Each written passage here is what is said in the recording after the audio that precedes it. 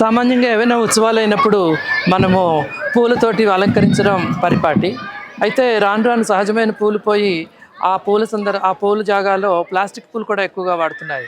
ఉత్సవాలైన మర్నాడే మనము అక్కడ పెద్ద పెద్ద ప్లాస్టిక్‌తో చేసిన పూలు, ఇతర వస్తువులు ప్లాస్టిక్ అన్నీ కుప్పలా కనబడతాయి. అయితే మాటీ ఫెస్టివల్‌లో మనము ఒక కొత్త రకం పూలను చూస్తున్నాము. మానవలోకానికి స్వాగతం, మానవలోకానికి స్వాగతం, మాలోకానికి స్వాగతం. రంగురంగుల్లో కనబడుతున్న ఈ పూలు చెక్కతో చేసిన పూలు. ఇవి షోలా వుడ్ తోటి చేసినవి. ఇవి ఈస్టర్న్ ఘాట్స్‌లో అంటే ఊటీ, కోయంబత్తూరు ఆ ప్రాంతాల్లో ఉండే అడవుల్లో అక్కడ పెరిగే ఒక రకమైన గడ్డితోటి చేసినవి ఈ పూలు. వీటిని రంగురంగులుగా వేసి ఈ పూలు ఎప్పుడూ పర్మనెంట్‌గా ఉంటాయి. ఒక రకమైన చెక్కతోటి చేసినవి. దీని మూలంగా మనం ప్లాస్టిక్‌ని ఉపయోగించిన అవసరం లేదు. చూడడానికి చాలా అందంగా ఉంటాయి.